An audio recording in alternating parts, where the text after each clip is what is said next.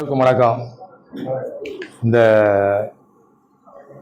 மாமன்றத்தை ரொம்ப கலகலப்பாக கொண்டு போய் நிறைவுக்கு வந்திருக்கிறோம்.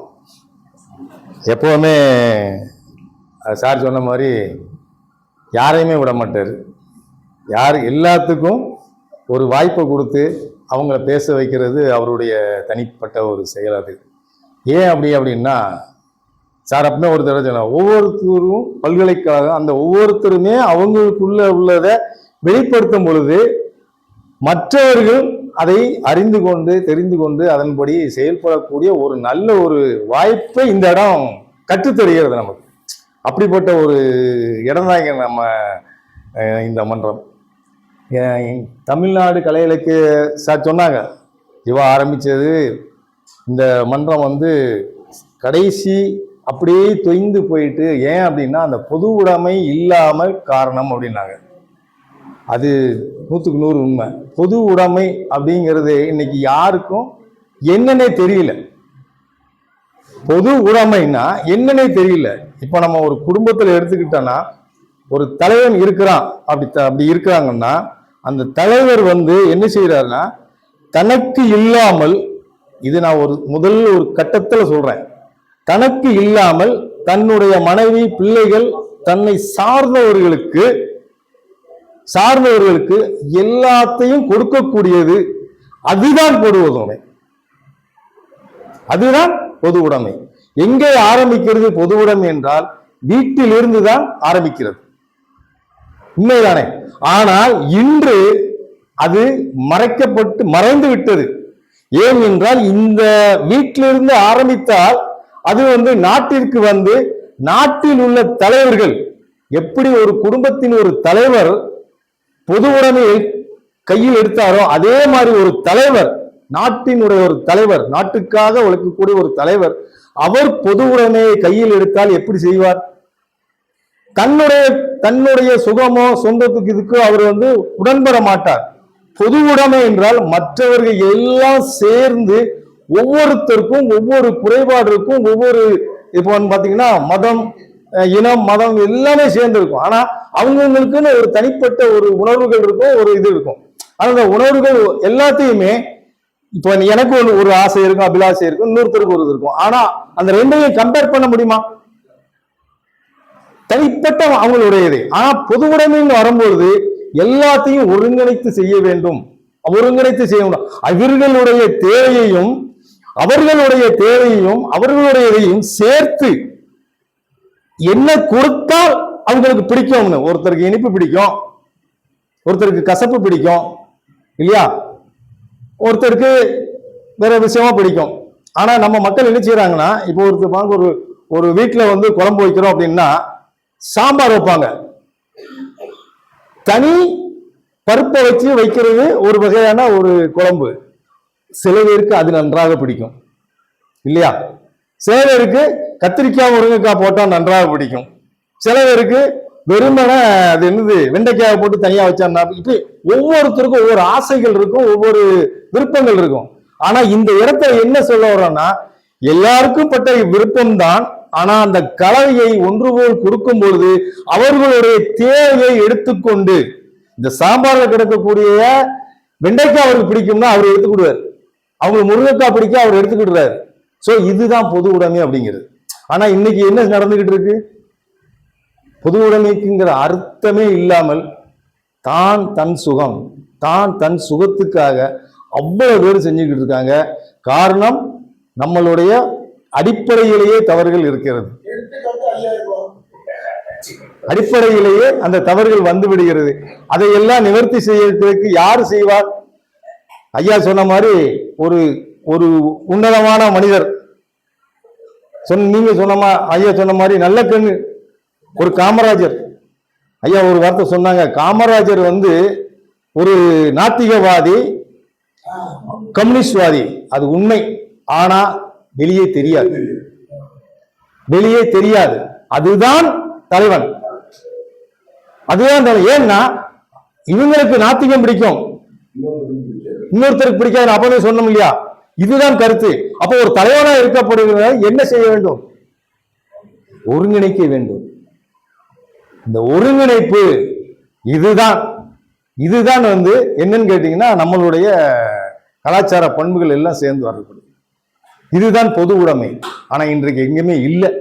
ஆனா வளர்க்கப்பட வேண்டும். வளர்க்கப்படணும்னா எப்படி வளர்க்கப்படணும்? நம்மளிடமிருந்து வளர வேண்டும். நம்மளிடமிருந்து வர வேண்டும்.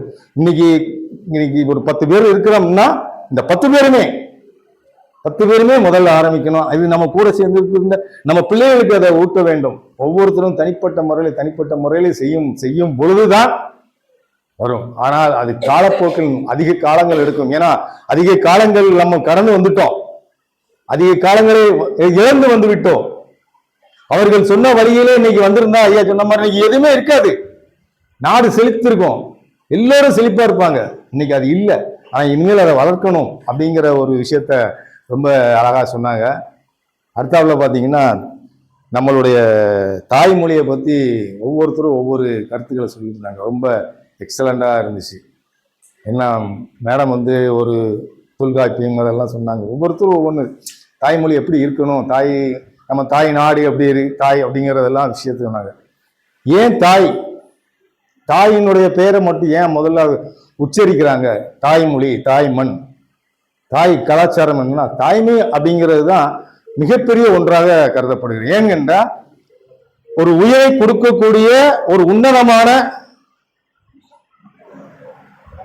பிறப்பு. அப்போ அதில் இருந்துதான் வருகிறது. இப்ப என்ன கேட்டீங்கன்னா தந்தை இல்லாவிட்டாலும் தாய் அந்த பிள்ளையை வளர்த்து கொண்டு வந்து நிறுத்த முடியும். இது நம்ம கண்கூட பார்த்துக்கிட்டு இருக்கோம் இல்லையா? அப்போ அந்த தாய்க்குள்ள ஒரு மிகப்பெரிய ஒரு விஷயம் அதுதான். அந்த தன்மை வேற எங்க இருக்காது.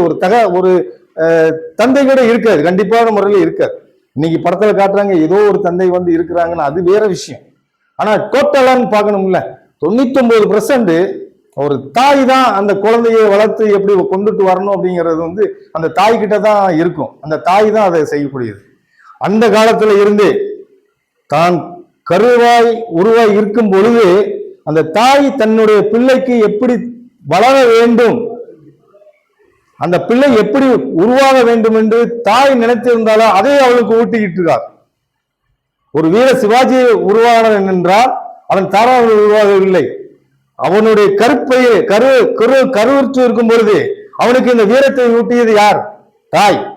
அப்படிப்பட்ட விஷயம் இவ்வளவுனாலதான் அந்த தாய், நாம் தாய் நாடு, தாய் மொழி, தாய்ன்னு சொல்லிக்கிட்டே இருக்கோம். இன்னொரு விஷயம் சொல்லணும்னா, எப்பவுமே நம்ம பாத்தீங்கன்னா இன்னைக்கு நம்ம தமிழ்நாட்டில் இருக்கோம், நம்ம பேசுகின்ற மொழி தாய்மொழி. இப்ப நீங்க வெளியே போறீங்க, கேரளாவுக்கு போறீங்களோ இல்லாட்ட ஆந்திரா போறீங்களோ எங்கேயோ போறீங்க, ஆனா அங்க போகும்பொழுது வேற்று மொழியை பேசிக்கிட்டு இருக்கிறாங்க. சார் நான் கொஞ்சம் பேசிட்டேன், நன்றி வரைக்கும் சொன்னீங்க, நான் கொஞ்சம் பேசிக்கிட்டு இருக்கேன். இது என்னடான்னா கொஞ்சம் ஆமா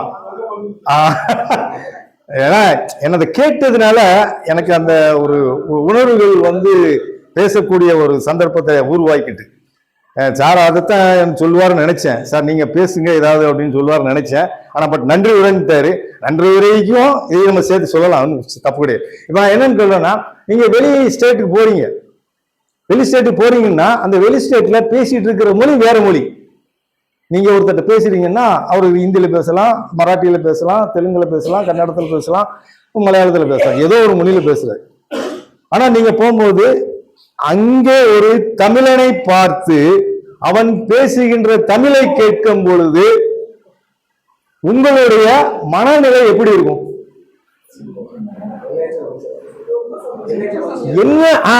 எல்லையற்ற சந்தோஷம், எல்லையற்ற ஒரு சந்தோஷம். இதுதான் நம்ம தாய்மொழியினுடைய அற்ப மகத்துவம். சோ அப்படிப்பட்ட ஒரு மொழியை நம்ம வந்து மேன்மைப்படுத்த வேண்டும். மேடம் சொன்னாங்க எத்தனையோ மொழிகள் இருக்குது, ஆனா தாய்மொழியில் நம்ம தமிழ்ல இருக்கிற மாதிரி உண்டான்னு எனக்கு தெரியல அப்படின்னாங்க. உண்டா அப்படின்னு சொன்னாங்க. அதேதான் பாரதியார் சொன்னது அதுதானே மேடம். யாமறிந்த மொழிகளிலே தமிழ் மொழியை போல் இங்கும் காணே. அப்போ அவரு வந்து நிறைய மொழி கற்றிருந்தார். ஏன்னா கற்றிருக்கிறவர் தான் அதை சொல்ல முடியும். அந்த மொழி கற்றிருந்ததுனாலதான் அவர் என்ன செய்யறாரு, யாமறிந்த மொழிகளிலே தமிழ் மொழியை போல நாம் காண முடியும். சோ அப்படிப்பட்ட ஒரு அற்புதமான ஒரு தமிழ் மொழி. அந்த தமிழ் மொழியை தமிழ்நாட்டிலே நம்ம பிறந்ததினால் இந்த தமிழை வளர்ப்போம். தமிழ் மேல் வளர வேண்டுகிறேன். இப்போ வந்துட்டேன், வந்துருதேன். நன்றி ஐயா, வந்துருது ஐயா. சரி, இப்ப நான் ஏன் சொன்னேன்னா, இந்த விஷயத்த பூராமே இவங்க எல்லாருமே நீங்க சொன்னீங்க. நான் ஒவ்வொருத்தரும் பேரையா சொல்லி நன்றி சொல்லணுங்கிற அவசியம் இப்ப இல்லைன்னு நினைக்கிறேன். ஏன்னா எல்லாருமே எல்லாத்தையுமே நீங்க சொன்னதுனால அவையவர்கள் அனைவருக்கும் இங்க வந்து சிறப்பித்ததற்கு நன்றி, வணக்கம்.